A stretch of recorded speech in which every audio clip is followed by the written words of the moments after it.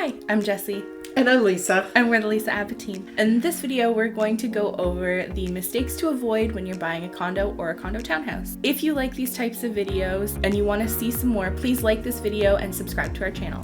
So our point number one is what you qualify for as far as a freehold can be very different than what you would qualify for as far as a condo goes. And the reason being is with a condo, the mortgage broker will take into consideration the condo fees. So basically, there's a bit of a rule of thumb that if there's a $500 condo fee, then, approximately $100,000 of buying power is taken off of your approvals that you would have gotten for a freehold. And it all depends on the specific condos because each one has their own rules and what they include and don't include. Sometimes it includes just water, other times it might include heat and hydro. It just, it's all different and it depends on each condo. So certainly, talking to a mortgage broker will help you out in that area. That leads us right to our second point, which is a mistake that people make is not knowing exactly what their condo fees cover, right? So sometimes they do include water, sometimes they do include heat, hydro, and water, which is fantastic if you can find that. But just because it's a higher fee doesn't necessarily mean that it is bad. And if it's a lower fee, that doesn't necessarily mean that it's good. It all depends on what's included for that money, right? And especially with townhouses, sometimes it can include windows. Mm-hmm. And different things like that. Other times you're on your own for windows and it might include different. I know there's a condo in Oshawa that the maintenance fees include shoveling your driveway and putting down salt. That's very rare, but there are the odd ones. So you want to kind of know what's included in all of that just to give you a good idea. The other thing to consider is, are they planning on raising these condo fees anytime soon? How does the reserve fund look? And Lisa's going to explain the next point. Definitely. It's really important to understand the corporation's financials. So there is what we call a reserve fund. So some of the money that you pay every month some of it's to pay, for snow removal and garbage removal and that sort of thing. But some of that money is going to be put away to be put into a reserve fund, which will grow. And it is really important to have your lawyer take a look at that reserve fund, because you might look at it and say, wow, they got lots of money. But if they all need new windows and it's a bunch of townhouses and they all need new windows and they all need new roofs,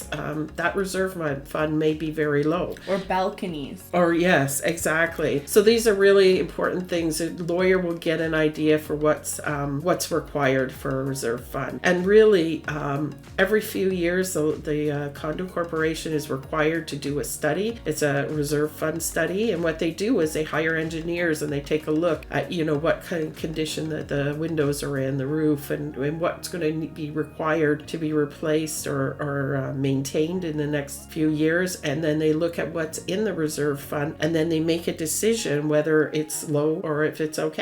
And if it's low, that's when you're looking at an increase. And the increases can come in a couple ways. They can do a general increase where your condo fees get increased every month so that the reserve fund gets built. Or they may even do a special assessment where they may just say every unit has to pay $3,000-$4,000 in one lump sum to be able to build that reserve fund up if it needs to be built up quickly because something needs to be done. So these are really important things to know. And just like I said, us looking at a reserve fund may not mean much, but the lawyer looking at it will have a better idea whether it's suitable or, you might be looking at a bump in the condo fees or not. Yeah, essentially you want to make sure that all the predicted expenditures are going to be covered in that reserve fund, and your lawyer is going to be the best person to review that document with you.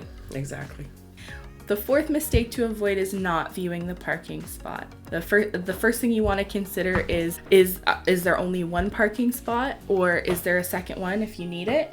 And if there is only one and you need a second one, is there a waiting list to get another one, or is there even an opportunity to rent another one, right? These are all things that require a little bit more digging. The other thing is, is it an underground parking? Is it surface parking? And the proximity of those parking spots to the entrance. Now, when we're looking at condos, we've worked with some senior citizens that are going into condos, and that's a very important factor for them, right? How far away is their parking spot to the elevator? Is it going to require them to go upstairs or downstairs to get onto the elevator? So all things to consider that way. If it's a parking garage, is it well lit? Does it give you the heebie-jeebies being in them? Some of them do, and some of them are really good.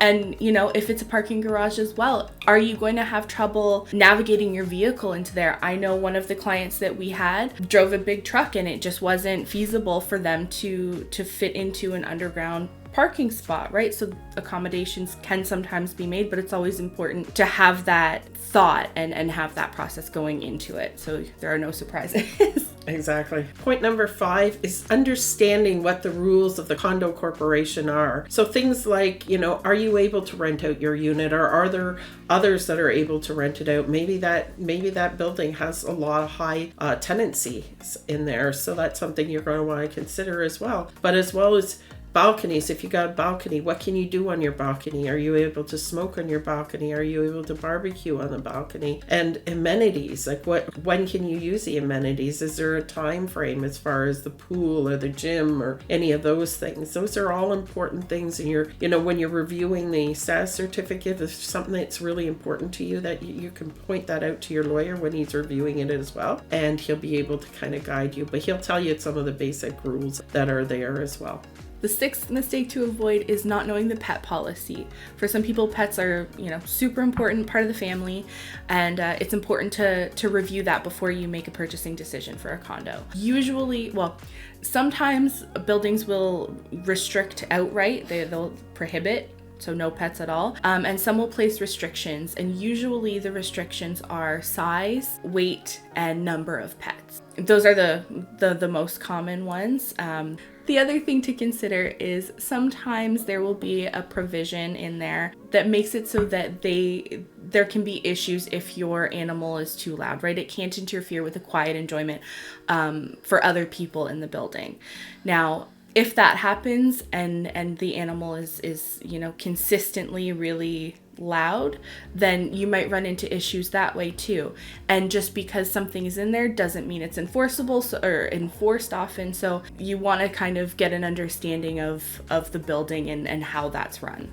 Exactly. Our 7th point is our laundry. Do you have in-suite laundry? So is there an area there, or are you allowed in-suite laundry? Some places you just can't have it. Other places it's provided. But the other one is, if you have a shared laundry room, where is the laundry room? Is there more than one? How many machines? You're going to want to take a look at it, see what the cost is, but also take into consideration dragging your laundry down there. Jesse made a great point to me a little while ago, was that if it's if there's only one elevator and it's on service for a move, or there's a problem with it, are you going to have to drag your laundry down 3 or 4 flights of stairs to be able to get it done? For a senior, that's a big deal, right? So these are important things. How new are the machines? How good are the machines? And how large are the machines? Yeah. Right? Exactly. Yeah, that's important. Yeah. The 8th point that we want to talk about is the property management company. Though it's a little bit harder to tell if a property management company is going to be good, I guess, to deal with, but there are some things to look for that will give you a better idea. So things that they are responsible for and the condition of them, and are they being done, right? So snow removal in the winter. Is it salted? Is there lots of garbage, or has that been removed and taken care of? Landscaping, if it's the summer, because those are usually responsibilities of the property management company. So is it overgrown? Does it look like they're not on top of things? If it's a condo building and you enter the building, is it clean? Are there things that look like they're in need of repair and haven't been repaired, right? All of those things. And also another good way to tell too is if you are considering a second spot that didn't come with the unit, how quickly do they get back to you? Are you waiting, 3 days, 4 days, 5 days to get an answer?